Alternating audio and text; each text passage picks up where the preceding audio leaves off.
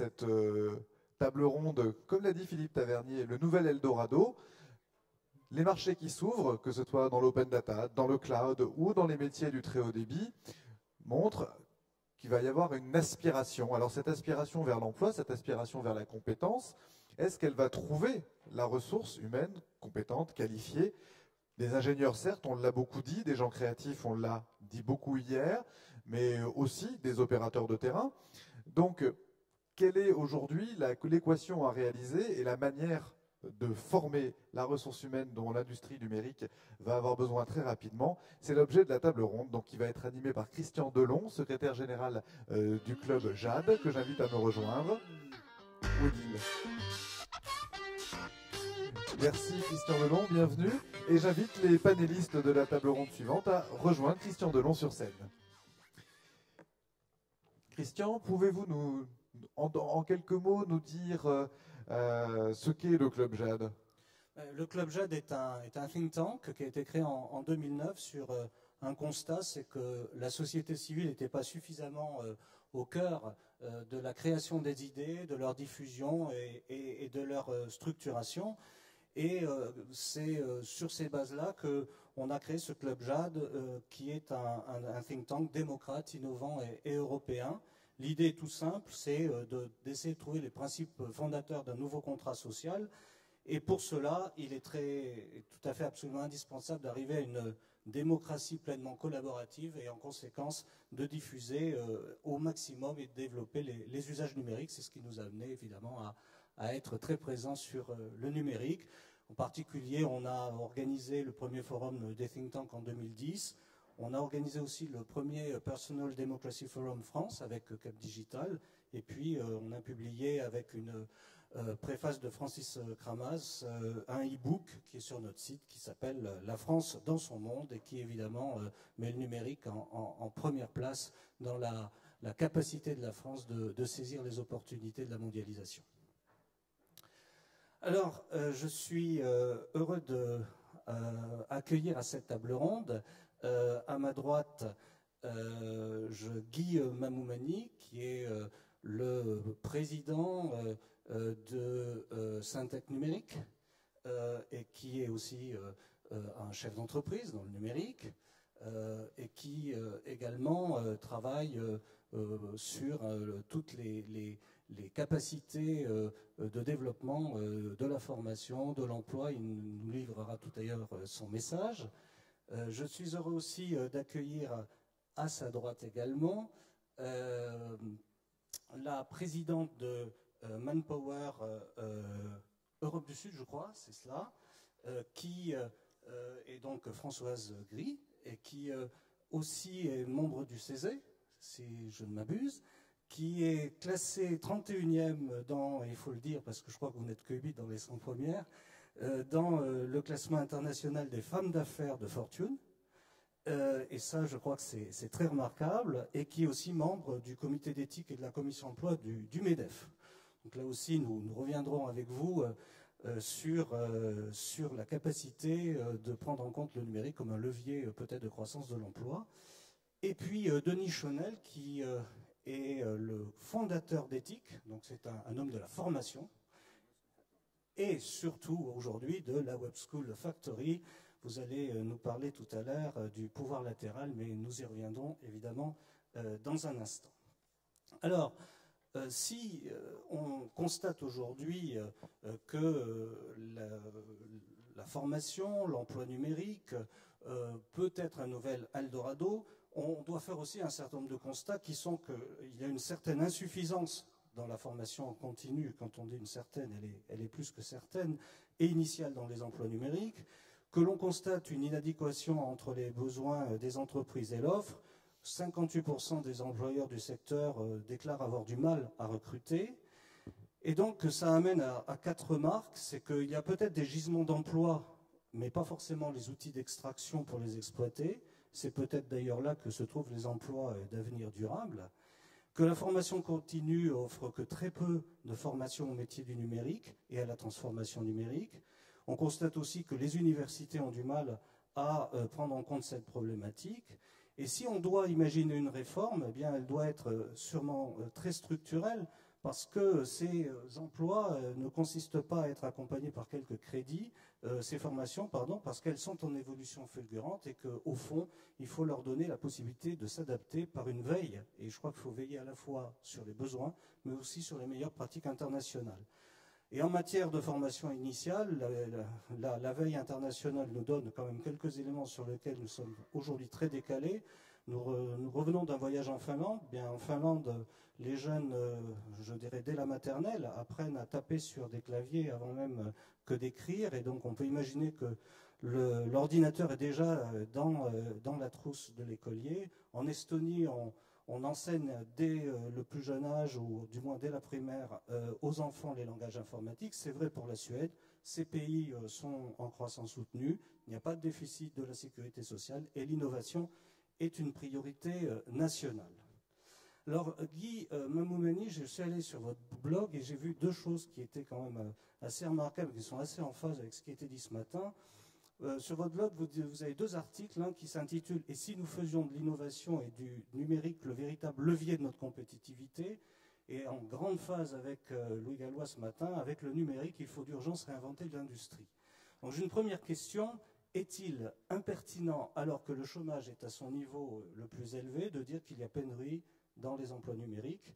Et donc, quelle est votre analyse là-dessus? Bon, déjà, on commence très fort, parce que là, c'est le sujet vraiment au centre de nos préoccupations. Je voudrais juste dire un point par rapport à votre introduction, parce qu'en effet, j'ai évidemment beaucoup apprécié la présentation de M. Gallois, et je ne peux que le féliciter pour tout ce qu'il a dit aujourd'hui. J'ai juste un petit regret, j'aurais souhaité qu'on trouve dans son rapport beaucoup plus de choses qu'il a dites aujourd'hui. Malheureusement, ce n'était pas tout à fait le cas. Voilà. Donc, maintenant, pour revenir sur votre question, quelques chiffres.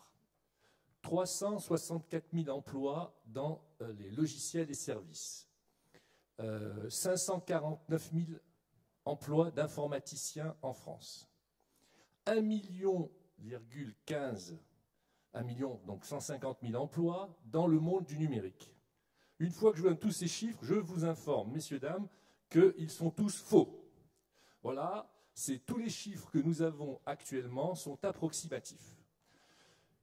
Un petit exemple. Quand je vous annonce 364 000 emplois dans le monde des logiciels et services, eh bien, c'est fait très sérieusement par des organismes comme la DARES, que je respecte beaucoup, qui font un travail très précis.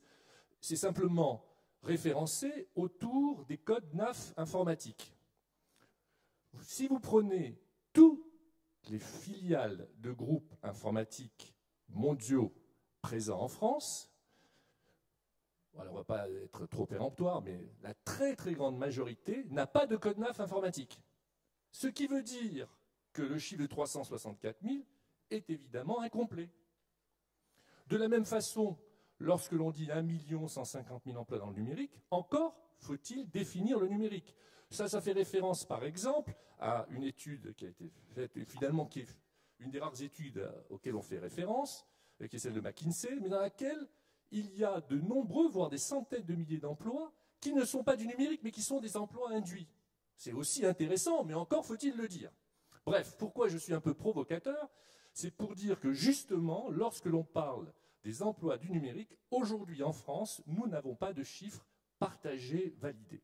C'est d'ailleurs l'objet de la commission emploi de l'Observatoire national du numérique, que je co-préside avec un secrétaire fédéral de la CFDT, M. Jacques Faury, et sur lesquels nous avons essayé de regarder très en détail toutes les définitions pour l'instant. Nous avons mis en place une matrice permettant de définir précisément ce que l'on souhaitait avoir, et la prochaine étape, ça va être de remplir cette matrice avec des chiffres bien partagés. Pour finir, pourquoi est-ce que je fais cette introduction un peu longue, certes, mais qui est nécessaire? C'est que lorsque l'on dit qu'il y a 35 000 informaticiens au chômage, ce qui est quand même interpellant, depuis tout ce que nous avons dit depuis 2 jours ici, tout le monde sait que nous sommes quand même, en tant que chef d'entreprise, dans une pénurie de ressources. Et comment, au même moment, peut-on avoir 35 000 informaticiens au chômage? Eh bien, si c'est 35 000 sur 300 000, ou 350 000, ça fait 10%. On a un gros problème de chômage. Si c'est 35 000 sur 1 million, ça fait 3%. Ce n'est pas du tout la même question. On pourrait même considérer qu'on est en plein emploi. Donc tout ça nécessite beaucoup de rigueur, de précision. C'est ce que nous sommes en train de faire, de travailler, pour finalement arriver à une conclusion. Ce n'est pas si paradoxal que ça. Nous vivons tous un problème de pénurie de compétences, de certaines ressources, et il peut y avoir en même temps des gens qui ont un problème d'employabilité sur ce marché. Puisqu'on est dans l'impertinence, je vais vous demander en quelques mots ce que vous pensez du recours à l'offshore. Est-ce que c'est une solution à la fois techniquement et économiquement? Alors, l'offshore en France représentait 5% du marché en 2009, donc il y a environ 3 ans. Cette année, il représente 6%. Donc, on pourrait dire que c'est d'une part une forte croissance, mais en même temps, ce n'est pas encore un raz-de-marée. En même temps, quand j'écoute les chefs d'entreprise du Syntec numérique, et nous avons une couverture quand même importante de 1200 entreprises qui vont de la PME du web à la plus grande SS2I en France, on voit qu'il y a un vrai sujet sur l'offshore. Alors, ce qui est quand même surprenant et qui rejoint l'objet du débat aujourd'hui, c'est que, évidemment, le problème de coût comme motivation de l'offshore revient systématiquement. Mais maintenant, à ma stupéfaction quand même, j'entends des chefs d'entreprise dire « je vais faire appel à de l'offshore parce que je ne trouve pas les compétences en France ». Ce qui est vraiment quand même un comble, vu la qualité des formations que nous avons et des profils que nous avons. J'en conclus aussi, juste un dernier mot pour dire que notre première demande, lorsqu'il y a eu les présidentielles, c'était de développer une véritable filière de formation numérique en France. Merci beaucoup Guy. Françoise Gris, je suis allé sur votre blog et puis j'ai lu que vous aviez fait un bilan de vos 5 années, puisque vous quittez Manpower, tout le monde est au courant. Donc vous dites, après 5 années au cours desquelles nous avons créé un groupe multimarque au service de tout l'emploi, transformant ainsi Manpower, icône de l'intérim, en créateur de solutions pour l'emploi. Est-ce que le numérique est une solution pour l'emploi? Bien sûr. Françoise Gris. Alors bien sûr, parce que effectivement, comme Guy vient de l'expliquer, effectivement, le monde de l'informatique, et je pense qu'il faut répéter, et tout le monde le sait dans cette salle, mais ne pas confondre le monde de l'emploi du monde de l'informatique et le monde numérique. Hein. Mais effectivement, il y a une pénurie de compétences, et une pénurie de compétences aussi parce que c'est un univers dans lequel les compétences évoluent vite. Les informaticiens qui sont aujourd'hui au chômage sont probablement des informaticiens qui n'ont pas pu ou qui n'ont pas su faire évoluer leurs compétences et s'adapter à un monde de la technologie qui va extrêmement vite. Donc le groupe Manpower a essayé d'inventer avec un certain nombre d'acteurs du marché, par exemple avec Microsoft, nous avons créé des universités sur les compétences informatiques pour amener des gens sur ces métiers de la technique informatique qui ne viennent pas nécessairement d'ailleurs de cet univers-là. Mon petit message de publicité sur ce sujet-là, c'est par ailleurs, il y a quand même un énorme pool de talents qui n'est pas suffisamment utilisé par le monde de l'informatique, qui sont les filles et les femmes. Quand vous regardez l'appétence des filles pour ces métiers-là, c'est pathétique, hein. Moi, je suis retournée dans mon ancienne école d'ingénieur. 30 ans après, on est toujours à 15%. Et toutes les filles sont persuadées que les métiers de l'informatique c'est des métiers de geek pour garçons peu ouverts vers l'extérieur. Donc, premier sujet, les métiers de l'informatique, ce sont des métiers qui évoluent vite. Il faut changer les méthodes de formation, d'adaptation des compétences et y attirer des pools de talents qui n'y sont pas utilisés. Mais le vrai sujet, je pense, en matière d'emploi, c'est le métier du numérique. Une étude récente de la communauté européenne montre que 90% des emplois vont être touchés dans les années à venir par le numérique. Alors quand on dit 90%, ça veut dire qu'il y a des nouveaux métiers qui vont être créés, et on l'a évoqué, des métiers qui sont créés par l'évolution des réseaux sociaux, l'évolution du monde de l'Internet des objets, l'analyse du big data, et tout ça est un potentiel de création d'emplois en même temps que de croissance. Maintenant, il y a aussi des métiers qui vont être touchés au point d'en disparaître. Et vous prenez un certain nombre de métiers dans la chaîne de valeur de la maintenance, dans la chaîne de valeur de la distribution, du recrutement. Une partie de ces métiers vont être définitivement remplacés par d'autres activités. Et puis, vous avez tout le reste. Tout le reste sur lequel l'usage du numérique va changer les business models et la façon de faire. Et on ne peut pas dire aujourd'hui que qui que ce soit ne sera pas concerné par le numérique. Et je dirais, il y a une poche au milieu de tout ça qui est le management, parce que manager un monde de l'emploi numérisé, c'est évidemment un tout autre défi. Donc, beaucoup de changements à venir. Si je comprends bien, il y a un bouleversement au fond du monde du travail. J'aimerais bien avoir un peu plus votre vision sur le management, parce qu'au fond, le monde du travail va se morceler, on peut dire les choses. Le salariat ne sera peut-être pas le seul élément d'apport et de cadre juridique dans l'apport de travail. Donc, comment on peut imaginer demain un manager aux commandes d'équipes qui soient bien autour du monde, enfin, complètement réparties, ou bien qui interviennent une fois dans l'entreprise, une autre fois dans l'entreprise, ou bien tout simplement qui livrent leurs états d'âme sur les réseaux sociaux? Alors clairement, effectivement, l'organisation du travail va être profondément bouleversée. On parle beaucoup de cette entreprise 2.0 qui va devoir intégrer d'autres acteurs, beaucoup plus qu'on ne le fait aujourd'hui. Les équipes se créant un peu comme des troupes de travail, des troupes de théâtre qui se créent sur un mode projet.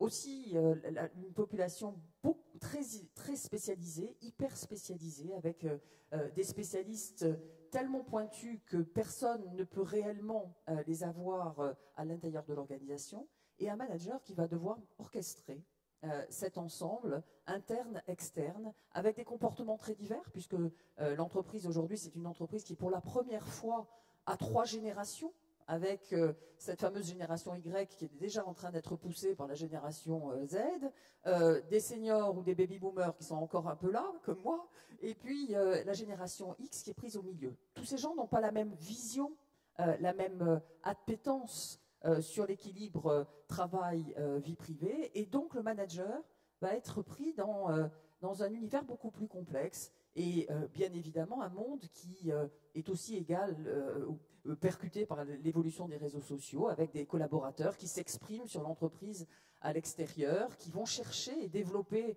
un certain nombre de leurs activités avec des gens à l'extérieur de l'entreprise. Donc un manager qui a besoin d'utiliser d'abord de comprendre tout ce monde, de l'utiliser, et on va arriver évidemment à retravailler sur les comportements, parce que ce manager coach, ce manager qui donne du sens, il n'est pas le manager que l'on a un peu tous, et en particulier en France, je crois, en tête, qui est un manager qui sait tout, ou qui sait d'abord, ou qui est devant. Non, c'est plutôt un manager chef d'orchestre qui reste néanmoins à inventer.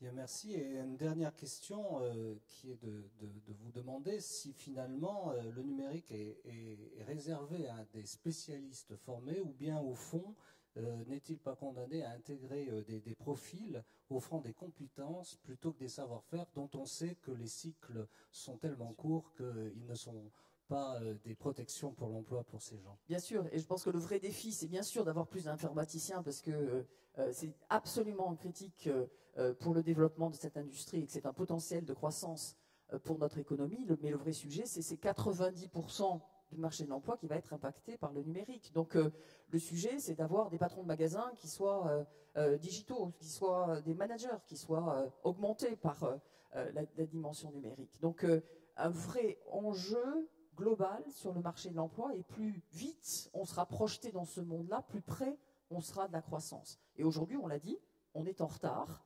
On est en retard parce que, bien sûr, nos enfants n'ont pas l'usage de l'ordinateur comme certains autres en Europe du Nord, mais aussi parce qu'on ne conçoit pas l'usage numérique comme un savoir-faire de base. Moi, je crois que lire, écrire, être capable d'être acteur dans le monde numérique, ce sont des savoir-faire de base. Et il y a une responsabilité fondamentale de l'éducation nationale pour amener ces savoir-faire de base. Et puis en fait, effectivement, ensuite, il s'agit de mettre l'appareil de formation qu'on a la chance d'avoir en France. Hein. On ne se rend pas toujours compte, mais notre système de financement de la formation professionnelle, autant qu'il soit, qu'il pourrait fonctionner beaucoup mieux, est une chance parce qu'il est unique en Europe. Et néanmoins, il faut qu'il renouvelle ses méthodes. Parce que apprendre tout au long de la vie, tout au long de sa carrière professionnelle, c'est encore plus critique dans le monde du digital et du numérique dans lequel nous nous projetons. Eh bien, merci Françoise Gris. Alors, je me tourne vers Denis Chaunel. Je comprends dans les propos de Françoise Gris qu'au fond, un CV, va falloir le lire d'abord par le bas, c'est-à-dire les compétences, puis les savoir-faire et enfin peut-être les diplômes. Vous êtes donc le créateur de la Web School Factory. Pas tout seul, bien sûr, un des créateurs. Est-ce qu'il ne faut pas casser le lien monopolistique qui existe entre la formation scientifique et les métiers du web? Est-ce que vous n'y êtes pas déjà attelé pour aller chercher justement à extraire, comme je le disais, dans ce gisement formidable qui existe? Alors voilà, c'est un des éléments. C'est vrai que ça fait 10 ans que, à travers la Web School Factory et puis Éthique avant, je participe à des écoles qui sont dédiées au web. Ça fait 10 ans que j'habite dans un élevage de mutants. C'est pas seulement un problème de compétences. Je pense qu'il y a 2 mots-clés qui sont l'hybridation. Dans le système de formation, mais pas seulement le système de formation, dans la pensée française, on est, je pense, plus que nos voisins, sur une pensée organisée en silos. Avec, d'un côté de la ville, des écoles d'ingénieurs, et très tôt, on essaye de pouvoir identifier ceux qui ont le potentiel, avec un élément de clivage et de séparateur qui sont les mathématiques. Je pense qu'il y a à peu près qu'en France qu'on fait ce lien entre mathématiques et informatique. Tous les termes de l'informatique sont les termes de linguistique.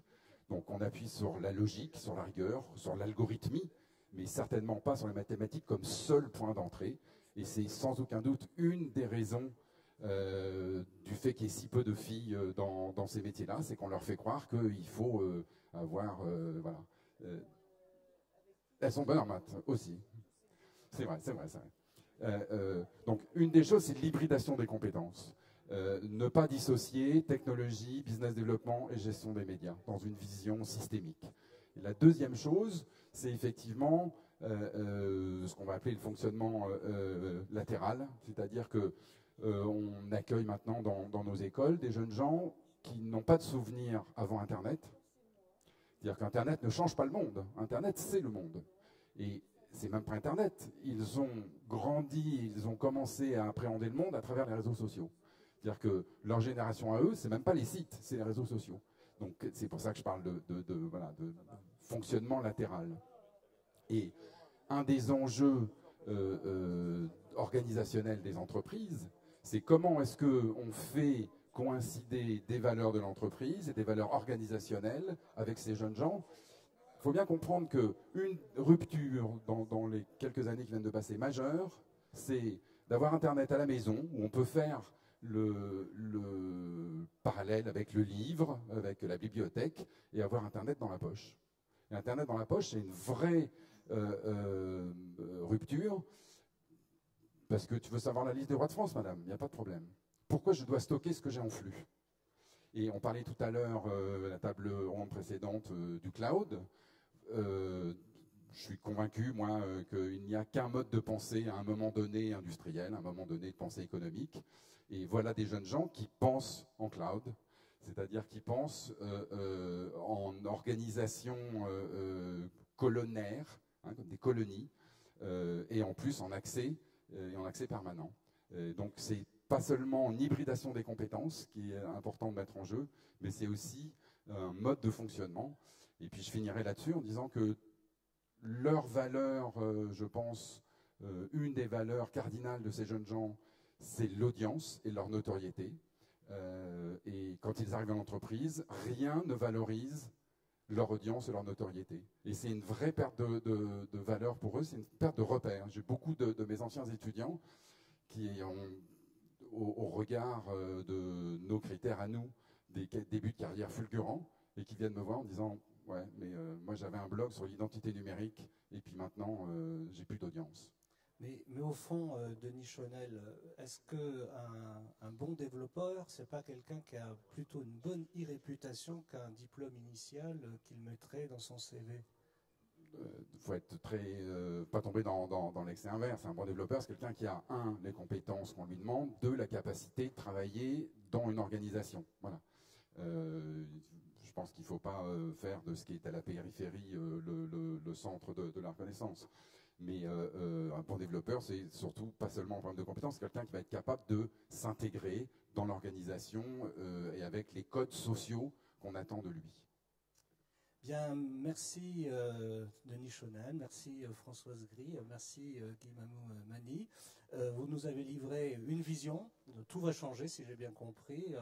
On a le Mikado, on va essayer d'enlever chacune des épingles sans toucher l'autre, mais c'est pas possible, donc on va toucher l'autre. Il faut peut-être se préparer justement à ce que le jeu ait bougé énormément pour que nos jeunes puissent trouver des emplois et que demain, la transformation numérique, ce ne soit pas celle de quelques spécialistes, mais de l'ensemble du monde du travail. Merci à vous.